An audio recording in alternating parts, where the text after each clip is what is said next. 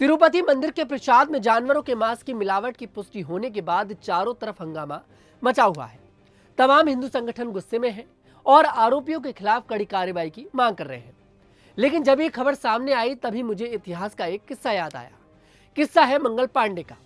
जी हाँ, वही मंगल पांडे जिसने अंग्रेजों का जीना हराम कर दिया था। दरअसल यह 19वीं सदी के मध्य की बात है। कलकत्ता से करीब 16 मील दूर बैरकपुर की सैनिक छावनी में अचानक विद्रोह की चिंगारी ज्वाला बन गई। अफवाह फैल गई थी कि सैनिकों को दिए जाने वाली कारतूस में सुअर और गाय की चर्बी थी, जिसे उन्हें अपने दांत से खींचना पड़ता था। फिर क्या था? 29 मार्च 1957 को रविवार की छुट्टी की दोपहर अचानक सैनिक मंगल पांडे ने रेजिमेंट का कोट और धोती पहनकर अंग्रेजों को चुनौती दे दी। पूर्वी भारत में सबसे अधिक भारतीय सैनिक वाली इस छावनी में अंग्रेजी गवर्नर जनरल का निवास होने के बावजूद यह विद्रोह के गवाह बन गए। जाने माने इतिहासकार रुद्रांशु मुखर्जी की एक किताब है डेडलाइन 1957 रिवोल्ट अंगेंस्ट द राज। इसमें उन्होंने विद्रोह के बारे में विस्तार से लिखा है। वह लिखते हैं कि 29 मार्च की दोपहर में रेजिमेंट का कोट और धोती पहने मंगल पांडे नंगे पैर एक भरी हुई बंदूक लेकर छावनी में पहुंचे और सैनिकों से चिल्लाकर कहा कि फिरंगी यहाँ पर है, आखिर तुम सब तैयार क्यों नहीं हो रहे हो? ये कारतूस काटने से हमारा धर्म भ्रष्ट हो जाएगा, धर्म के लिए उठ खड़े हो। दरअसल मंगल पांडे की इस बगावत का कारण था अंग्रेजों की सेना में इनफील्ड P53 राइफल में इस्तेमाल किए जाने वाले कारतूस। साल 1856 में अंग्रेजों ने भारतीय सैनिकों को एक नई बंदूक दी थी, जिसमें कारतूस लोड करने से पहले उसे दांत से काटना पड़ता था। उसी दौर में भारतीय सैनिकों के बीच यह अफवाह फैल गई थी कि नई राइफल के कारतूसों में गाय और सुअर की चर्बी का इस्तेमाल किया गया है।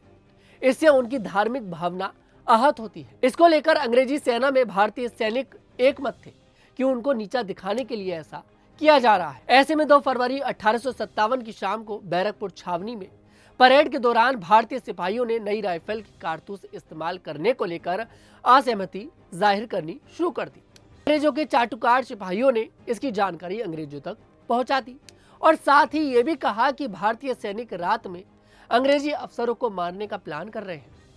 वहीं अंदर ही अंदर सुलग रही कारतूस की चिंगारी 29 मार्च को अचानक ज्वाला बन गई। साल 1849 में 22 साल की उम्र में ईस्ट इंडिया कंपनी की सेना में शामिल हुए मंगल पांडे ने कारतूस के इस्तेमाल के खिलाफ हंगामा शुरू कर दिया। तो परेड ग्राउंड पर अंग्रेजी लेफ्टिनेंट BH वो पहुंच गया। मंगल पांडे ने तुरंत उस पर फायर कर दिया। फायर जो करी गई गोली उसके घोड़े के पैर पर लगी, इससे घोड़ा गिर गया। तभी बो के पीछे सर्जेंट मेजर ह्यूस्न भी आ गया। बो और ह्यूस्न ने तलवारें निकाल ली तो मंगल पांडे ने उन पर अपनी तलवार से हमला कर दिया। दूसरे भारतीय सैनिक तो खड़े रहे, पर शेख पलटू नामक चाटुकार ने मंगल पांडे को पीछे से पकड़ लिया। इससे दोनों अंग्रेजी अफसर बच गए। हंगामा चल ही रहा था कि कर्नल SD वेलर पहुंच गए और दूसरे सैनिकों से मंगल पांडे को पकड़ने के लिए कहा तो उन्होंने मना कर दिया। इसी बीच मौके पर पहुंचे मेजर जनरल हेडसे ने और क्वार्टर गार्ड पर पिस्टल लहराकर सैनिकों को आदेश दे दिया कि अगर किसी सैनिक ने मार्च नहीं किया तो उसे गोली मार दी जाएगी। इस पर सब सैनिक मंगल पांडे की तरफ बढ़ने लगे तो उन्होंने बंदूक की नाल अपनी सीने की तरफ की और पैर की उंगली से बंदूक का टिगर दबा दिया। इससे चली गोली मंगल पांडे के कंधे, सीने और गर्दन को चीरते हुए निकल गई। वह गिर गए और गिरफ्तार कर अस्पताल उन्हें भेज दिया गया। इस विद्रोह के कारण मंगल पांडे से बिना कोई पूछताछ किए उनको फांसी की सजा सुना दी गई। इसके लिए 18 अप्रैल 1857 की तारीख तय की गई थी, पर अंग्रेजों को डर था कि विद्रोह दूसरे इलाकों में भी फैल सकता है।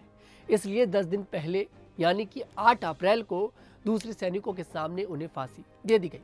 खैर, ये बात तो उस समय की है जब अंग्रेजों का राज हमारे देश में हुआ करता था, लेकिन आज भारत में भारतीयों का राज है। उसके बावजूद भी हिंदू अपने धर्म को भ्रष्ट होने से नहीं बचा पा रहे। तिरुपति मंदिर में जो प्रसाद के रूप में हिंदुओं को देकर उनके साथ विश्वासघात किया गया है, इसकी आग अभी थमने वाली नहीं है, क्योंकि अपने धर्म की रक्षा करने के लिए मंगल पांडे जैसे तमाम लोग आज भी इस देश में हैं। वहीं आंध्र प्रदेश के उप मुख्यमंत्री पवन कल्याण ने राष्ट्रीय स्तर पर सनातन धर्म रक्षण बोर्ड के गठन करने की मांग की है और उन्होंने कहा है कि जब तक हिंदू एक नहीं होगा तब तक कुछ नहीं हो पाएगा। और वाकई में देखिए, हैरानी होती है। वो समय का दौर था, 1857 की बात थी, जब मंगल पांडे को पता लगा कि भाई जो बंदूक वो इस्तेमाल कर रहे हैं, जो कारतूस वो इस्तेमाल कर रहे हैं, उसमें गाय और सूअर की चर्बी का इस्तेमाल किया जा रहा है, उन्होंने विद्रोह छेड़ दिया। लेकिन हमारे देश में इतने पवित्र स्थल पर, तिरुपति मंदिर पर जो प्रसाद है, उसमें पुष्टि होती है कि उसमें गाय का मांस, मछली का तेल, इस तरह के पदार्थ, इस तरह की चीजें इस्तेमाल करी जा रही हैं। मतलब साथ के साथ हिंदू धर्म की भावनाओं को आहत किया जा रहा है, उनके धर्म को भ्रष्ट किया जा रहा है, लेकिन सभी लोग शांत हैं। खैर, इस मामले पर देश के तमाम संत अपनी नाराजगी जता रहे हैं और कड़ी कार्रवाई की मांग कर रहे हैं। खैर, आपको हमारा वीडियो पसंद आया, हमारे वीडियो को लाइक करें, शेयर करें और हमारे चैनल को जरूर सब्सक्राइब करें।